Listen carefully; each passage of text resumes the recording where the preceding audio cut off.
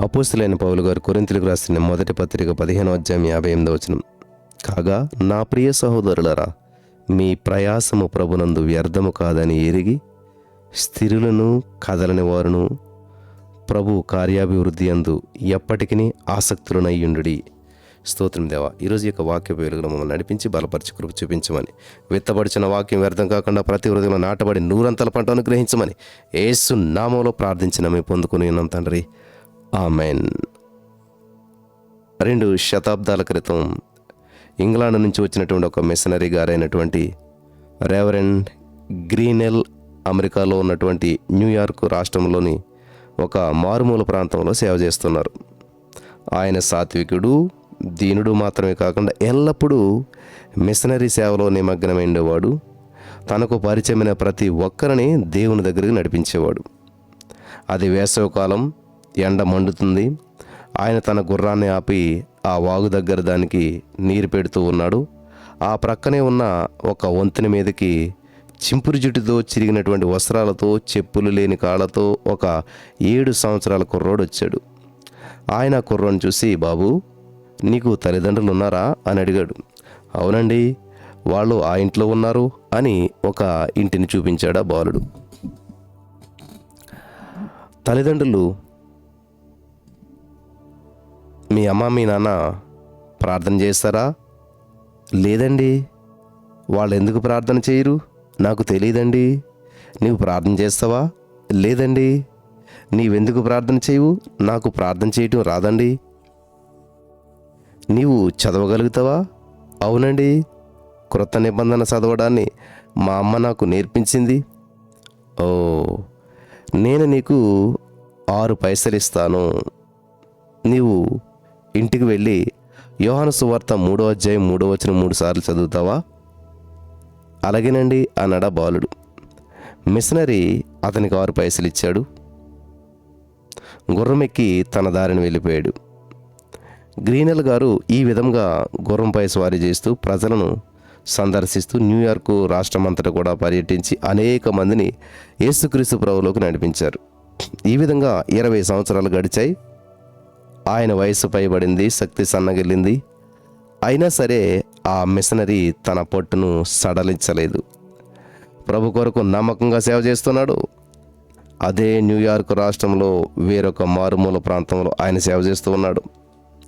ఒక దినాన ఆయన ఒక గ్రామానికి వెళుతూ దారిలో ఒక ఇంటి దగ్గర ఆగి, ఫలానా గ్రామం ఇక్కడ నుంచి ఎంత దూరం ఉంటుంది అని ప్రశ్నించాడు. ఆ ఇంటి ఇల్లాలు 6 మైళ్ళు అని జవాబు చెప్పింది.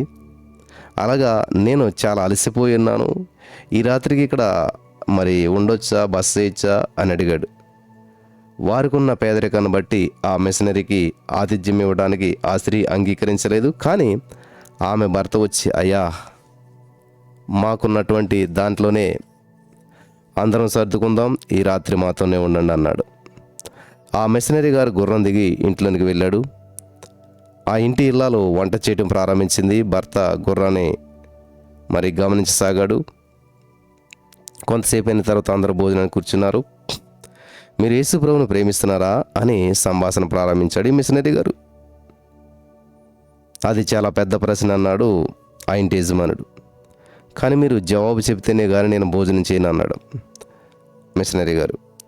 అందుకు ఆ యువకుడు ఈ విధంగా బదులు పలికాడు, అయ్యా, 20 సంవత్సరాల క్రితం ఈ రాష్ట్రంలోనే ఒక మారుమూల గ్రామంలో మేము నివసిస్తూ ఉండేవాళ్ళం. అప్పుడు నాకు 7 ఏండ్లు.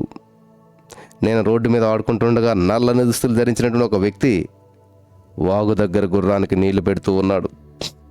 నేను వంతెన మీద నిలబడి ఆయన వైపు చూస్తుండగా ఆయన నాతో ప్రార్థన గురించి, బైబిల్ గురించి, మరి బైబిల్ని చదవడానికి గురించి మాట్లాడి యోహాను సువార్త 3వ అధ్యాయం 3వ వచనం 3 సార్లు చదివితే 6 పైసలు ఇస్తానని చెప్పగా నేను వాటిని తీసుకుని ఇంటికి వెళ్ళి చదివాను. అందుకు యేసు అతనితో, ఒకడు క్రొత్తగా జన్మించితేనే కానీ అతడు దేవుని రాజ్యానికి చూడలేడు. మీతో నిశ్చయంగా చెప్పుచున్నానని ఆ వాక్యము నాలో అలజడిని సృష్టించింది. నా అలజడి కొన్ని దినాలు, కొన్ని సంవత్సరాలు కూడా నన్ను వదలలేదు. చివరికి నేను దాని ప్రభావంతో మారు మనసు పొందే వరకు అది నన్ను విడవలేదు. చివరికి నేను ఇప్పుడు మారు మనసు పొంది నా రక్షకుడైన యేసుక్రీస్తు ప్రభువును ప్రేమిస్తున్నాను. ఆ మిషనరీ గారు దిగ్గుని లేచి, దేవునికి మహిమ, ఇతడు నా ఆత్మీయ బిడ్డ, నీళ్ల మీద వేయబడిన ఆహారం చాలా దినాలైన తర్వాత కనబడింది అని సంతోషంతో కేకలు వేశాడు. హల్లెలూయా. వారు భోజనం చేసిన తర్వాత అనేక ఆత్మీయ విషయాల గురించి మాట్లాడుకున్నారు, పాటలు పాడారు, ప్రార్థించారు. ఆ రాత్రి ఏ ఒక్కరికి నిద్రపోవాలనిపించలేదు. ఆ యువకుడు ఈ లోకరీత్యా పేదవాడైనప్పటికీ విశ్వాసంలో సంపన్నుడని, దేవుని రాజ్యానికి వారసుడని గ్రహించాడు ఆ మిషనరీ గారు. తెల్లవారిన తర్వాత ఆ మిషనరీ తన ప్రయాసకు తగిన ఫలితం దొరికిందని చెప్పి నూతన ఉత్సాహంతో, ఆనంద సంతోషాలతో గుర్రమెక్కి ఆయన ప్రయాణంలో ముందుకు సాగిపోయాడు. హల్లెలూయా. 20 సంవత్సరాలు ఈ రోజున ప్రభులో నువ్వు ప్రయాసపడుతున్నావా? నీ భర్త కోసం ప్రార్థన చేస్తున్నావా? నీ కుటుంబంలో మార్పుల కోసం నువ్వు ప్రార్థన చేస్తున్నావా? మరి ఏదో నా జీవితంలో గొప్ప మార్పు సంభవిస్తుందని ఆశతో నువ్వు ఎదురు చూస్తూ ఉన్నావా? ఎన్నో ప్రయత్నాలు చేసావు, ఎన్నో ప్రార్థన చేసావు, విఫలమైపోయినని నువ్వు అనుకుంటున్నావేమో. సమయం పడుతుంది. ఖచ్చితంగా నీకు సమాధానం ఇచ్చే దేవుడు ఉన్నాడు. నీ జీవితంలో అద్భుతాలు చేసే దేవుడు ఉన్నాడు. ఎటువంటి పరిస్థితిని విడిపించే దేవుడు ఉన్నాడు. Thank you Jesus.